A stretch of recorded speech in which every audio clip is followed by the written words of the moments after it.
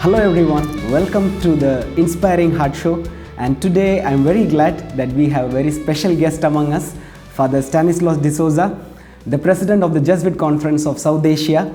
We are very happy, Father, that we have you here in the show today. Warm welcome to you. Thank you very much. I have a great admiration for your job.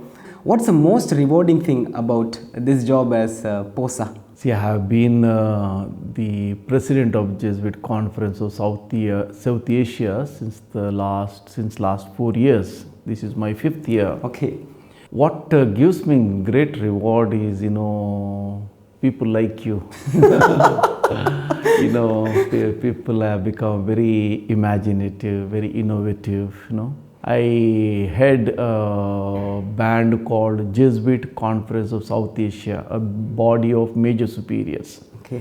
I am not above the major superiors, but my job is to inspire them, motivate them, coordinate their activities, give them needed support, the strength. The rewarding is that major superiors have been very cooperative with me. Yeah. And I do see the results in the field. The men who work with me, we call that conference secretaries, are doing a remarkable work in the field of education, social work, pastoral ministry and all that. So that is quite rewarding. I feel wheels are moving. Yeah, we are moving towards better service to the church and the world. That's so nice of you, Father, to compliment as well as to say that there is a ownership both from your part and as well as part of major superiors. That is something very good to know. One of the hot potatoes that we had on the table today is reimagining and restructuring. And now our assistancy especially is moving towards it. There are a lot of retreats taking place, discussions, conferences taking place. I would like to know, what is reimagining and restructuring all about? It is an effort to read and respond to the times. See, look at the world, especially last few years, is changing very fast. Secondly, it's also to serve our mission more efficiently, more effectively. We want to make our ministries more impactful. In a way, what we do now is not anything new.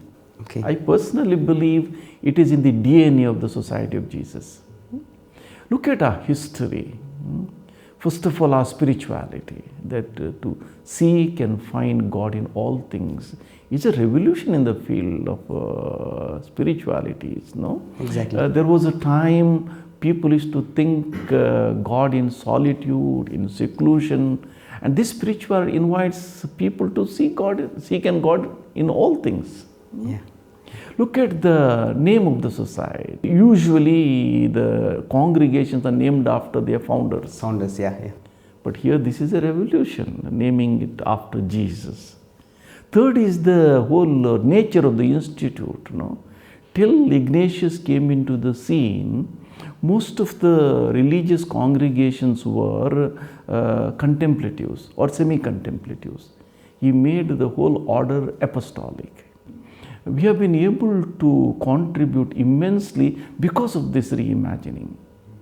We have been able to produce some top-class theologians, top-class philosophers, poets, scientists. It's all because people responded to the times with the with the certain imagination, certain innovation. So we are also trying to do 2-3 things. One is trying to be efficient in our service of our mission. Primarily, we are here to serve our mission, so we want to serve it well. No? Second, not serving in some age-old ways to be relevant to the times. Yeah. And in that context also to realize that we alone can't do all things, we need to work in collaboration. So this is more or less the whole idea of reimagining, restructuring. When we talk about reimagining and restructuring, what are some of the reimaginings that we are thinking about? And what are some of the restructurings that we are thinking about? See, primarily, what are we really reimagining? Primarily, we are reimagining our identity. See, I personally believe, the Society of Jesus is not one more congregation. we have a specific mission. St. Ignatius in the formula of the institute said it is to defend and propagate the faith. And in a way, our whole job is to collaborate with the church. Exactly, yeah. And also to give a certain, not just collaborate, but give our best, and what we call that marches. So in that context, one of our main thing is to recover and reclaim our identity. We are pioneers, we are trendsetters, we are path breakers. That's the first thing. Second is also we want to reimagine our apostolates. Apostolates are means to serve the mission. So how well we can serve our mission through various ministries.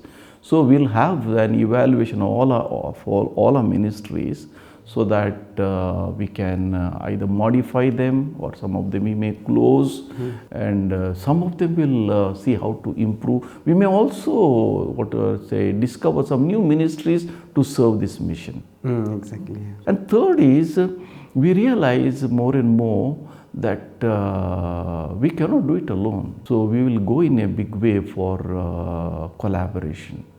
Therefore, it's primarily, when we say reimagining and restructuring, is primarily reimagining and restructuring of the mind. Certain conversion of the person should be able to see things differently, so that we'll be able to make a difference. When we join our society, when we join the congregation, we join for a province. Are there also challenges within the person to open up, to go to other horizons, to meet other culture? Now, I have also heard that our formations are getting open. We are having more common formation than in our own provinces. How is it like? The goal of the whole this reimagining is to serve our mission well. In that, the major chunk will be the reimagining of our identity. So we want to awaken that identity within the person, that we are members of the universal body of the society. Of course, we join a particular province is for a technical reason, but we are members of the society of Jesus. When we have certain structures, they can block our imagination. If you ask a Jesuit, who are you? I'm a Gujarat Jesuit, I'm a Karnataka, I'm a Kerala Jesuit, we say. That's why we have already started a small process. Novitiates will be interprovincial here afterwards. Because identity is formed there. From there they will say, I am from Karnataka, I am from Kerala, I am from Andhra and all that. So it will be interprovincial. Similarly, our juniorate will be interprovincial. So also our common houses of formation will also be. That doesn't mean that we'll forget the local roots. Yes. We need to have certain roots, and also we need to have certain wings. So it would be certain local, sort of a real tension between the global and local. So our formis should also, while find ways to be relevant in his context, he also should think, how am I suitable to serve the universal mission? So we are thinking of our formation that way. It gives them deep roots and also gives them wings also to fly. Are there also instances that people, when we talk about opening up, they put the blame on the Western society to say they are less in number, because of that they are putting that influence on us, but we are already big in number.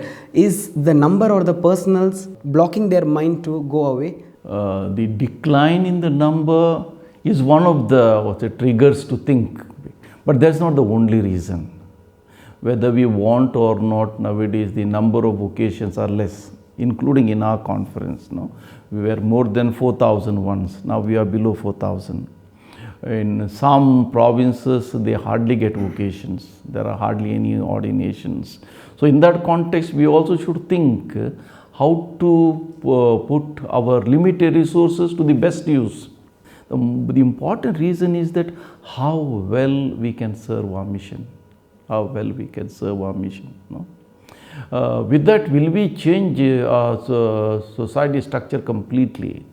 No, because major decisions in the society are taken by the general congregation. So there may not be, say, total revolution in the sense structures will continue in the sense for example, if you see our authority structure, this is Father General, major superiors, and the local superiors. To change that, we will have to go to general congregation, so we may not do. But we will see whether our governance could be more synodal. Even it's already, if you see in the governance in the society is already a very good tension between democracy and hierarchy. On the one hand, there's a vertical dimension. Ultimately, the superior takes a decision. But before he takes a decision, there's a lot of consultative processes. There are community meetings, there are consults, and we have now initiated a new process called spiritual conversation. Almost all are involved. So it is a discernment in common. I'm a little curious about that spiritual conversation. Yeah.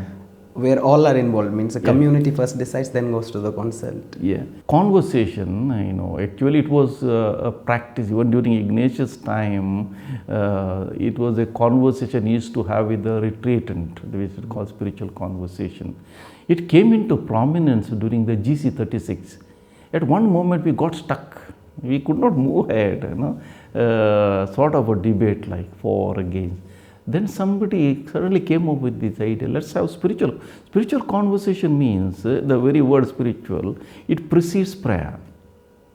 When some topic is given for discussion, we pray. Yes. The prayer gives a different perspective altogether. Then after prayer, you try to listen to what is God is telling you in your heart. Then when you go to your group, you will see what God is talking to the other. You listen to the other. And finally, you also see what God talks to us as a group. And that we take it forward. See, it starts from a person, it becomes a sort of a collective, and we take the collective voice. And that goes to the major superior. This has created a sort of a revolution. Earlier, what used to happen was, whoever was well read, whoever had better arguments used to carry the day, and others used to be silent. Now everybody has an opportunity to share what God has spoken to him in his heart, and what he has heard God talking to the others. So in that way, so all are involved in a way. So in that comes that sort of a democratic process has come in the society. At times God speaks in whispers. Whispers, yes, yes. So everybody has a say in everything. Yes. Father, when we talk about restructuring and reimagining, there are also this lamentation in the air to say, are we going to merge the provinces?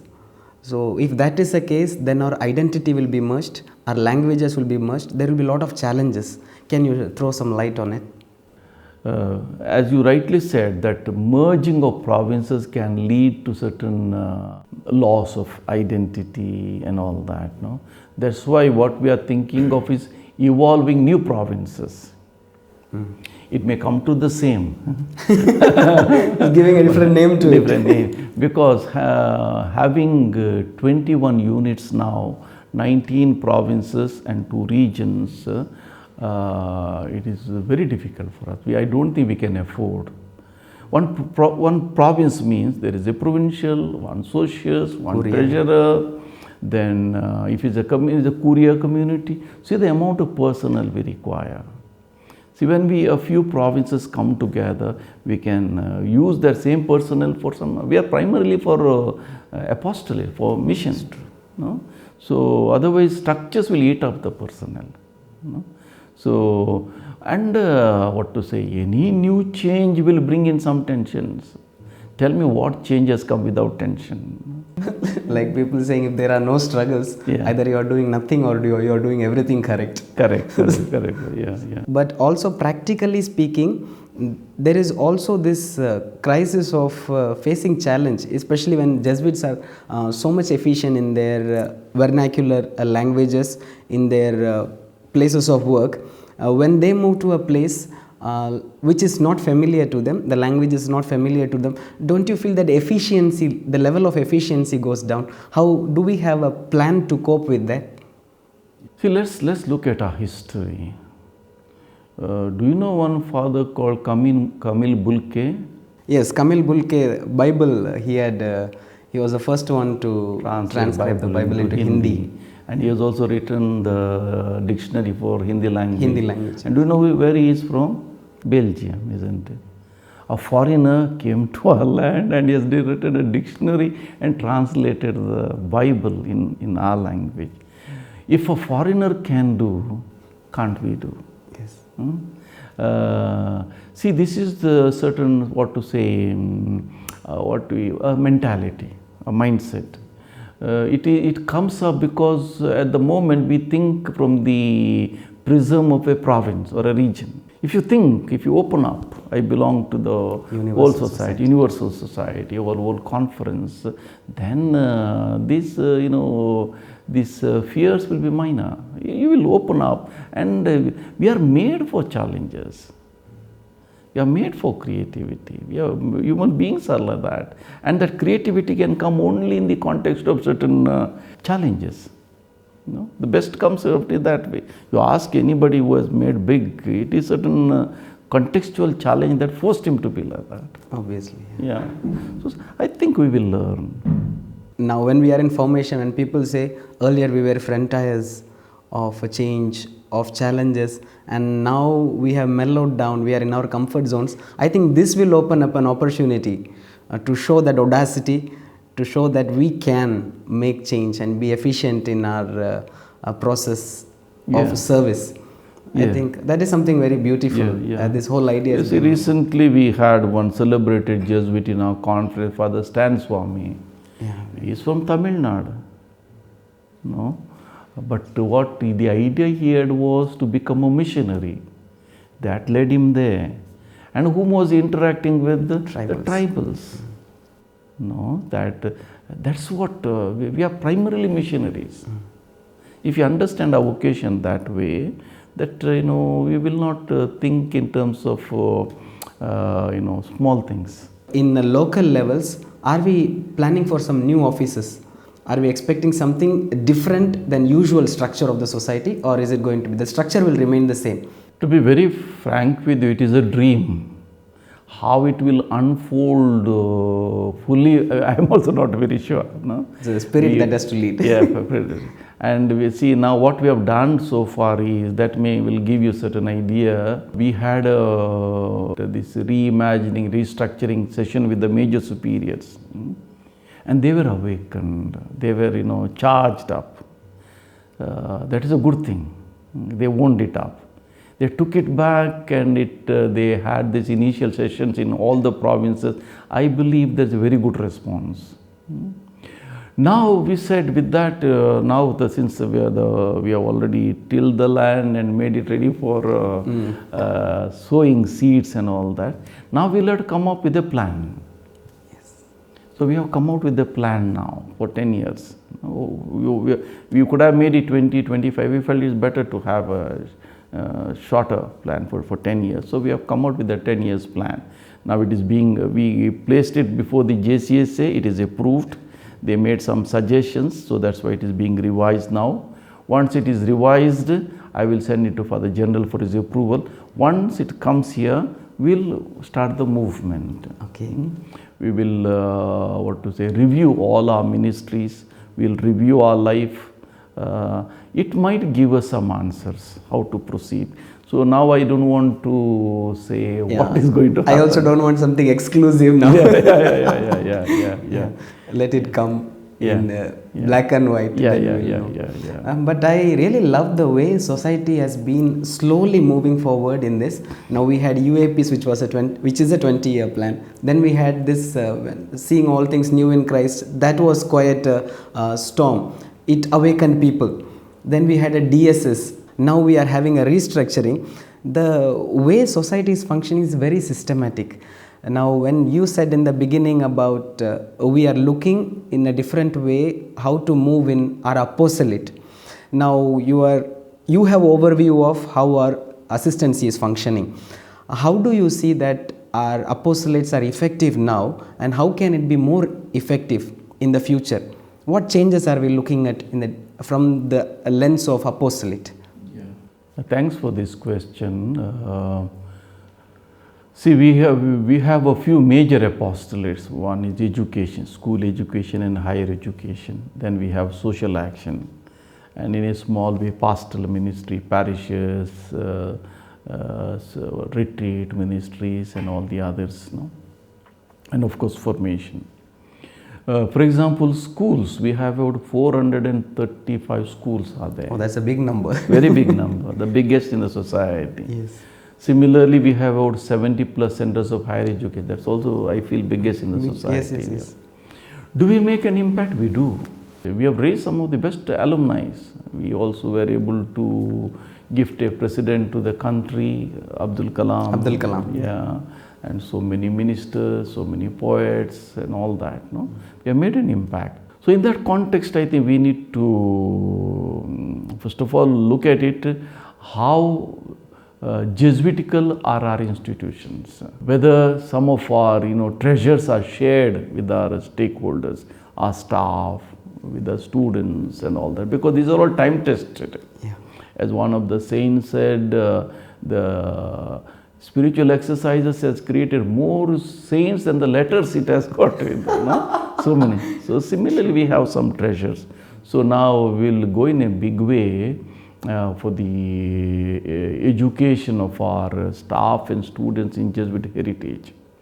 So some already our secretaries are given that job to create modules, for example, discernment, examine, and our spirituality, some history. So it's not so much to make us popular, but to make them really our partners in mission. To help them in understanding our values and the charism. Yes. So that slowly they can now, as of now, Jesuits decide and they implement. Whether we can also make them partners in our decision making, our collaborators, at least some of them, so that they are familiar with what our worldview, our vision, our mission, and all that. And the second is, we have a social sensitivity. Our students, we are not creating them intellectual giants. Along with that, they need to have also social responsibility, especially for the weakest, the vulnerable. So that also we will pass on to them. Third is the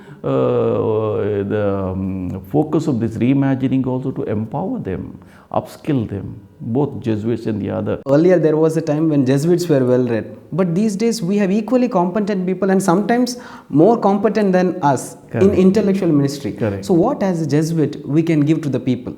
If you say, the two things are there. One is what we can give. The other thing, what we can receive also. Exactly, that's a clear distinction. I loved it.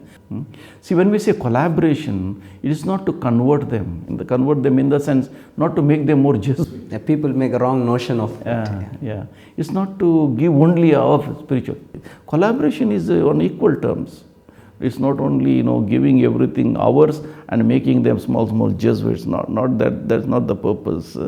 We share ours and also learn from them, their gifts, their charisms, whatever they have, and to have a certain fusion of horizons, as they say, and serve the society well. So collaboration, as this is a nice word, is instead of collaborator, partners in mission. We really make partners, equal partners. Looking at society and its apostolate, how relevant are we going to make it for the youth? Now everything is becoming digital. More and more people are into AI and computer related stuff. How is our apostolate going to be that relevant to people? One of the questions I put it in our conversation while reviewing our ministries, so that to find out ways whether to continue or discontinue, to modify. Another question we need to ask, whether we can explore new ministries, something that is relevant to the times, which is more impactful. And in that context, immediately this whole media world will come to our aid, AI and all that. AI is a big tool, a very big tool. If you look at our institutions, most of them have introduced these programs. Loyola Chennai, some of our universities, they already have introduced. And if you see here, even in a formation house like this, till the other day we were busy with chalk. Now smart boards. Smart boards have come. So the things are changing. The whole goal of this, one of the objectives of reimagining is this, to be relevant to the time. Yeah. And relevance, especially resonating with the technology, new technology that is coming. Yeah. Father, if you have to give 3 advice or suggestion to the people of our conference from the lens of restructuring and reimagining, what will that be? See, we have, I feel there are 3 strengths of our conference. That is, we have got maximum number of Jesuits in our conference. That is a big strength. Second is, among them, say, if not 50%, majority of them are young, lot of energy. Third is, I am very happy that, wherever we work, majority of our service goes to the poor, everywhere, very poor-centric. These are our strengths. When we look forward to, especially in the context of this reimagining, what would be my suggestion? I feel the time has come for us to be more creative in our thinking, more creative in our action, more creative in our perspectives, in our attitudes. The first thing I say, we need to be more creative. Second is, we need to be a little more courageous. So Jesuits have always been daring. That's why they were pioneers, trendsetters. They went to all the unexplored areas, places and all that, which we just cannot imagine. As the president, I have been visiting the provinces. The places where our missionaries went are inaccessible even today, but they reached at that time. Yeah, it takes a lot of courage. Courage. Second thing I feel we need to be, that will help us to be prophetic. Third is, I feel we need to go to the corners, or we need to go for the unexplored areas. And finally, that is 3+1. We have to go in a big way for collaboration. Collaborations between provinces or among Jesuits, collaboration with the church, other religious congregations, dioceses, and beyond the church, with all people of goodwill. That's the only way today. That were words of wisdom coming from a man who has a very good experience in these areas. And I'm very glad today that we could make this conversation happen. And I'm very thankful to you, Father, for taking your time out. They were really inspirational, the way you brought out the insights on reimagining and restructuring. I'm sure most people in our province, especially the youngsters, will be very hopeful towards a society that is very creative, imaginative, impactful and inspirational one. Thank you, Father, for bringing out that message of hope. We thank you for joining us in the show today, and we wish you well for your mission as you continue the 5th year of your mission. We wish you all the very best, Father. Please do pray for us. We do assure you of your prayers, Father. Thank you. Thank you. Thanks for giving me a privilege to interact with you. May God bless us all. Thank you, Father. Thank you.